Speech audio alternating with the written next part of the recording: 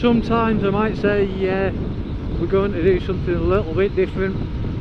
Well, today I'm going to do something a lot different. I'm actually going to an auction to go and look at a car. I don't have a driving licence for cars. And it's not a Fiesta, it's not a Focus, it's not a Corsa, God forbid a Nova. It's a Willys Jeep. But it's a rather special Willys Jeep. I very much doubt you've seen one before. There'll be a few people that have, but not many. I'm not saying you haven't seen a Jeep or Willys Jeep. This is a 1950 and there's something a bit different about it which makes it special.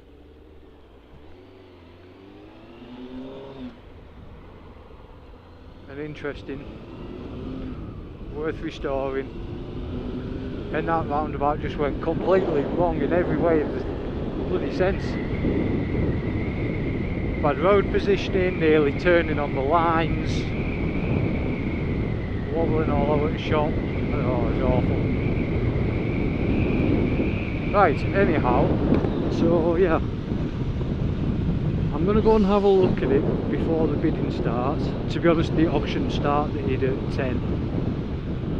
But I don't need to be there until later.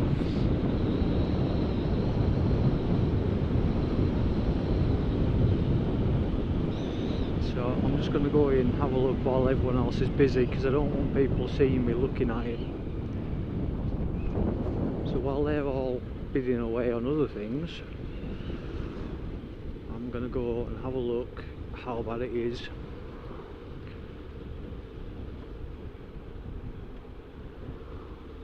How badly it suffered tin worm. What I haven't thought about is where I'm going to park. Actually, sorry. Fuck you with your windscreen wiper. I can do it with my thumb. You should be able to do it without your water. Yeah, I just got a face full. And I can smell it. That's badly mixed. Okay, so that was a waste of my time. It was actually, what I didn't say, was it was actually a tin plate pedal car from the 1950s, Triangle one. And they can be worth quite a bit. If they're in if they're in crap condition, they can be worth quite a bit.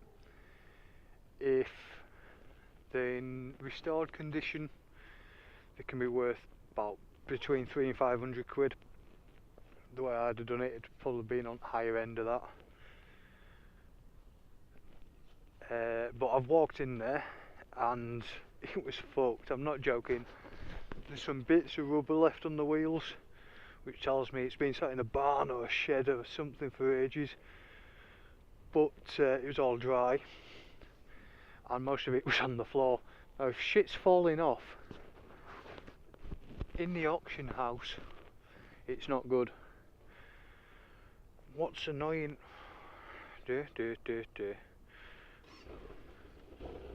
What was really annoying about it was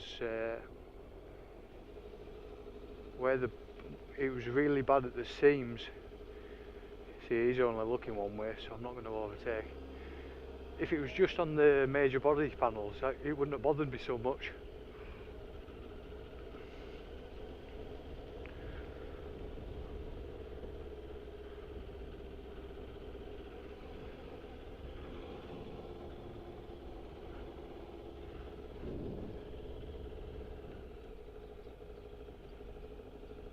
But it was, all the seams had gone and we rusted in the seams, so it just wasn't.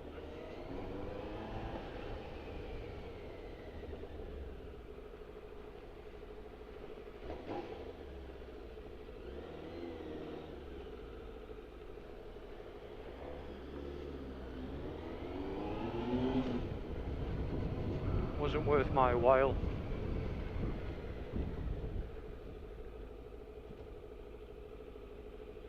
And there was someone watching me who knew I knew what I was looking at. There's a few people that didn't. I knew I shouldn't have stopped for a tiger loaf and some black pudding.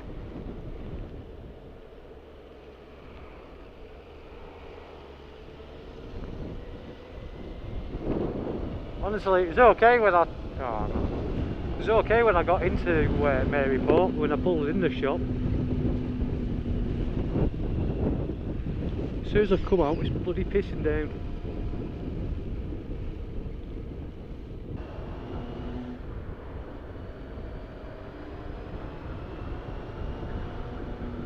Is that the police? They've been here a lot recently.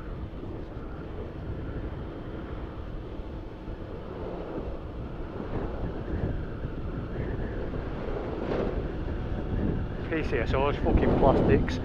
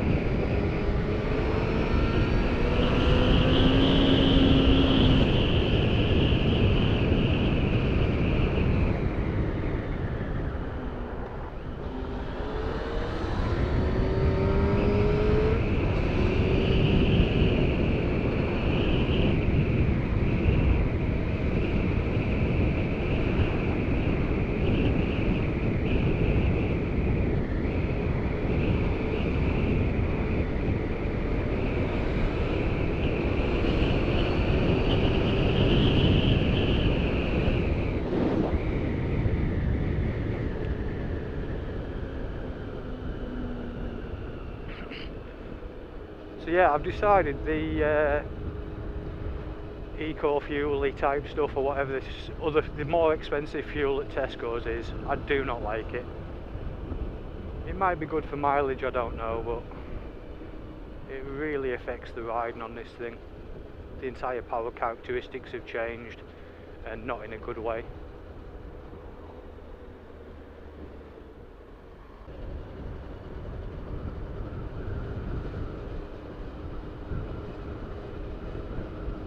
So I've got my eyes on some new exhaust for this bike. The link pipes on their own are like 40 quid. If I go to fuel exhaust down in Kendal, I'm looking at about 180 quid for the pipe and the exhaust, and the pipe and the silencer. So I'm not sure.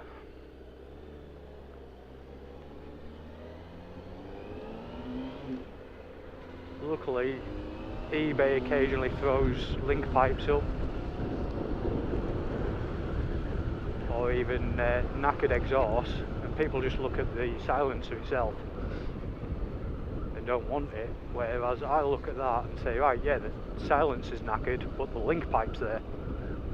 And if I pay £20 for the link pipe, then I'm still making a saving.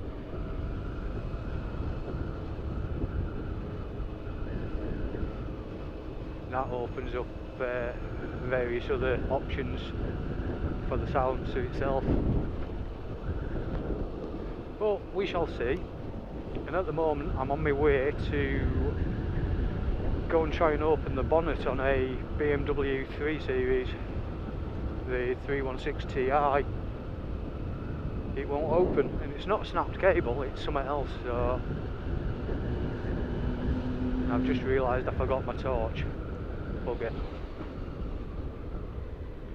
Because the Beamer is finally going to go into the garage and get a new head gasket.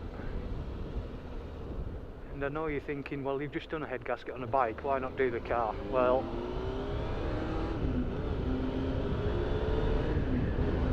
a Beamer engine is so much more difficult to a 1982 Suzuki GS motor.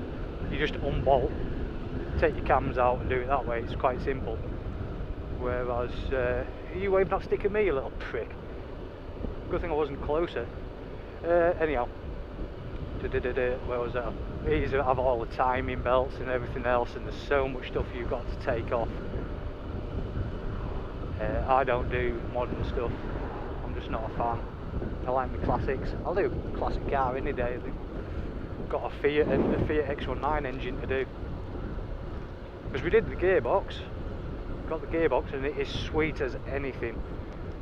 But you give it I want to say a fistful. You floor it, and it just dies out. I put my thumb over the crankcase breather pipe, and there's actually pressure behind it, trying to constantly push out, as in the pressure raises. It doesn't level out and it doesn't hold pressure in there, it just keeps going up, which tells us it's the piston rings. So we've now got to drop the whole lot out, which is obviously a pain in the arse considering we just had the gearbox out. So now we technically have to drop the gearbox and engine out, because you can drop them as one. It's quite an easy drop, to be honest.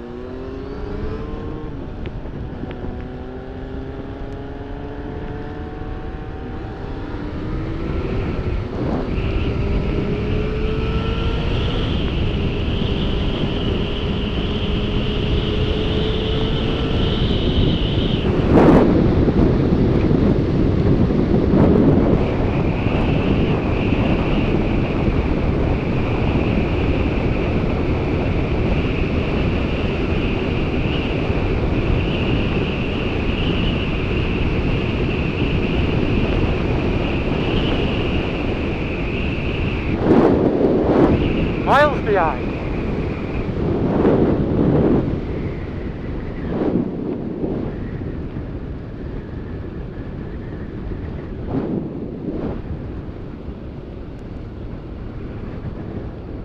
You ever get a feeling someone might not have a bike license?